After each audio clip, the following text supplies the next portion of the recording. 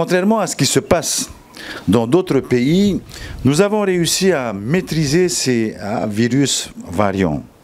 Moins de 20 cas détectés et aujourd'hui tous maîtrisés. Ce fut pour nous, ce fut pour moi une décision effectivement difficile, mais j'ai voulu avant tout privilégier la santé en vous protégeant, d'où cette mesure. Mais les conséquences économiques et financières sont importantes. En effet, cette décision de fermeture des frontières a eu des impacts non seulement sur l'économie touristique de notre pays, déjà fortement affectée par la crise en 2020, mais aussi sur de nombreuses activités qui lui sont directement ou indirectement liées. Je pense naturellement en premier lieu au secteur du transport aérien, lequel a perdu 90% de ses flux pour ce qui concerne l'international et 45% de ses flux pour ce qui concerne le domestique.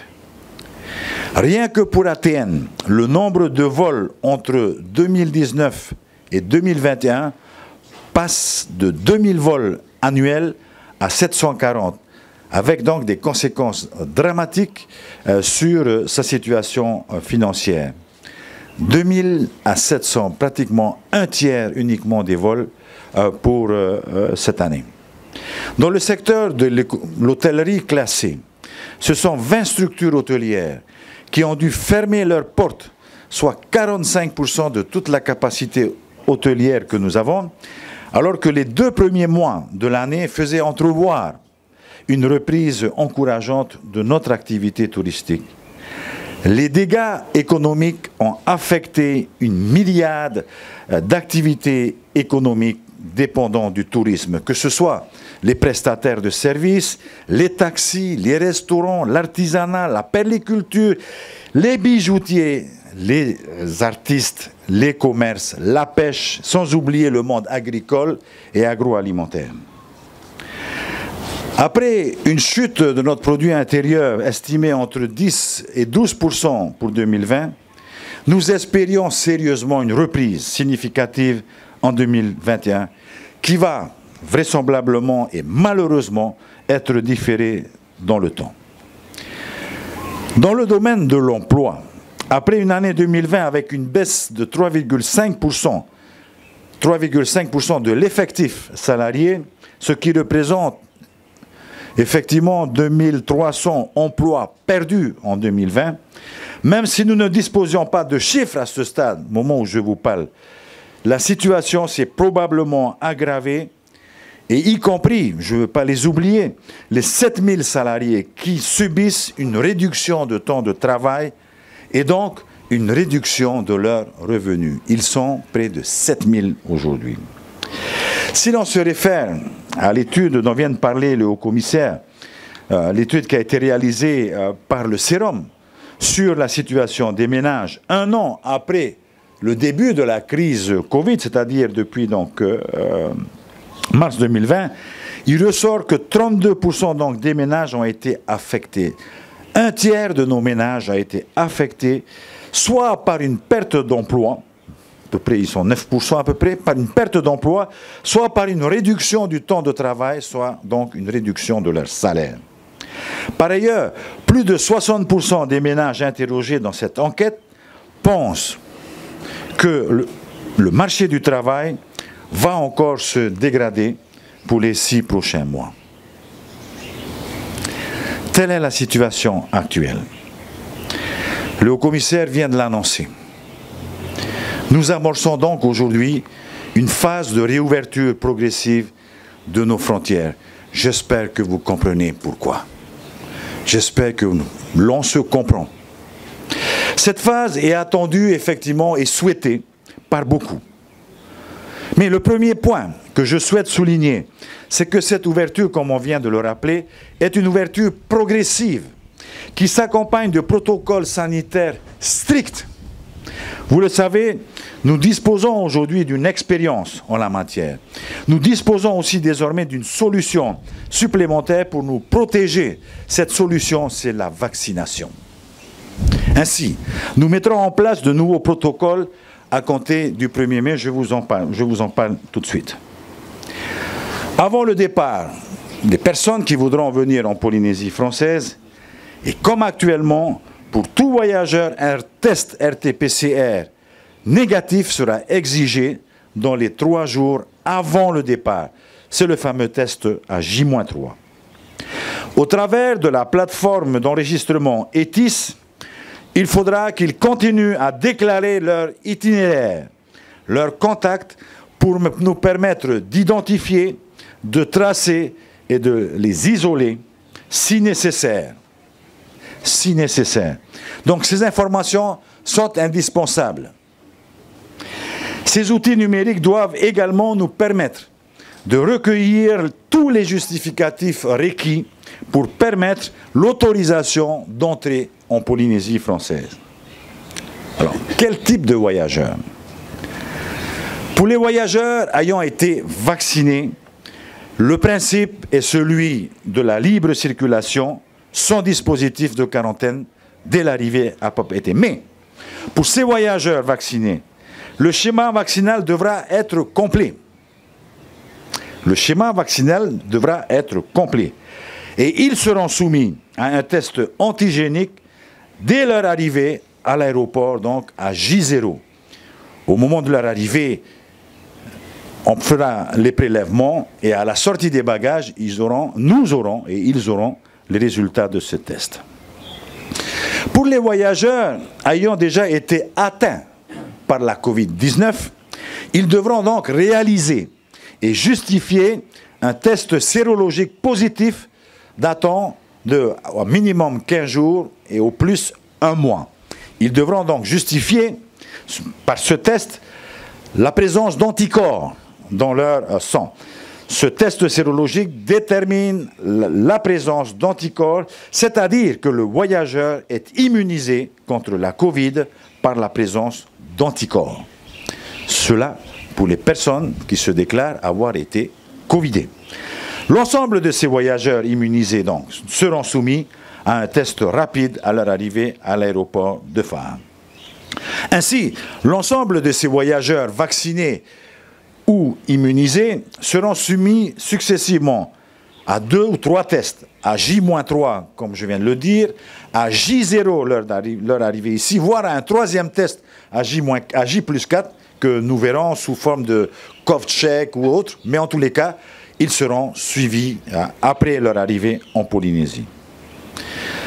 Pour les voyageurs qui ne seront ni vaccinés ni immunisés, ils devront effectuer une quarantaine obligatoire de 10 jours, réalisée à Tahiti, soit à domicile, soit en structure dédiée, mais à leurs frais. Nous discuterons, la ministre du Tourisme discutera avec les hôteliers pour que l'on puisse effectivement dédier des chambres, mais ils devront prendre en charge. En plus du test RPCR à J-3 obligatoire pour tout le monde, ils seront soumis naturellement au test antigénique rapide à J0 dès leur débarquement à l'aéroport et à des tests RT-PCR à J+4 et à J+8. À J+4, effectivement, c'est un test que nous voulons et que nous cherchons à appliquer à tout le monde, mais aussi à J+8, c'est-à-dire 2 jours avant leur sortie de confinement, d'isolement. Soyons précis sur les termes, ce sera un isolement de 10 jours. Donc, l'ensemble de ces filtres a été établi pour réduire au maximum tout risque de contamination et permettre un suivi sanitaire individuel de chacun des voyageurs entrant en Polynésie, qu'ils soient résidents, qu'ils soient nouveaux résidents ou qu'ils soient simplement touristes. Mes chers amis, nous avons déjà fait la démonstration de notre capacité à faire respecter ces protocoles. Et ils ont été éprouvés. Ils ont été validés aujourd'hui par nos autorités sanitaires et surtout par les autorités de l'État. Ils nous assurent un niveau de protection très avancé pour notre population et pour notre territoire. Avec l'État, nous mettrons et nous continuerons à mettre les moyens pour garantir la bonne application de ce protocole sanitaire, comme vient de le confirmer Monsieur le Haut-Commissaire, qui vient effectivement d'indiquer également que les séjours touristiques dont nous parlons de l'ouverture au 1er mai ne concerneront que les États-Unis dans un premier temps. La situation sanitaire en France continentale et en Europe ne permet pas une ouverture à ce stade. Pour le mois de mai et celui de juin, nos informations indiquent effectivement que les taux de réservation sont déjà assez élevés, sont de l'ordre de 40 à 60% dès le mois de mai à venir en hôtellerie classée, avec effectivement une majorité de touristes, de visiteurs venant des États-Unis. Le marché américain, où la vaccination est par ailleurs très avancée, sera donc notre marché test. Nous devons réussir cette réouverture. C'est un enjeu crucial. Comme je viens de le dire plus tôt, la crise sociale est déjà parmi nous. Elle frappe durement les plus vulnérables. Les communes peuvent en témoigner. Nous les avons encore rencontrées hier matin à l'occasion de la rencontre organisée pour nos guides sanitaires. Les maires sont conscients des difficultés que nous avons. La distribution de nos bons alimentaires, le soutien à nos familles, la sollicitation de nos travailleurs sociaux ne cessent de croître et de s'accroître aujourd'hui. Vous le savez, je l'ai déjà dit à plusieurs reprises, la campagne de vaccination tant à Tahiti qu'à Moorea que dans les îles est cruciale pour nous. C'est un élément hautement stratégique. Plus nous serons nombreux à être vaccinés, plus vite nous pourrons contenir, nous pourrons endiguer cette pandémie. Au 14 avril, nous avons donc déjà injecté près de 47 000 doses de vaccins, représentant donc 31 000 personnes vaccinées, dont 16 000 ayant déjà reçu leur deuxième dose. 16 000 sont complètement aujourd'hui vaccinés. Nous avons pu vacciner à ce jour 62% des personnes de plus de 75 ans, 42% des personnes de plus de 60 ans et 15% des personnes de 18 ans et plus. Ce n'est pas suffisant. Ce sont les consignes que nous avons effectivement données à nos guides sanitaires et aux maires hier, c'est que nous devons aller au-devant des personnes âgées, au-devant des personnes titulaires d'un carnet rouge. Ce qu'il faut savoir, c'est que pour atteindre l'immunité collective, il nous faut atteindre plus de 50% de population vaccinée. Et c'est notre objectif à fin juillet, début août à venir.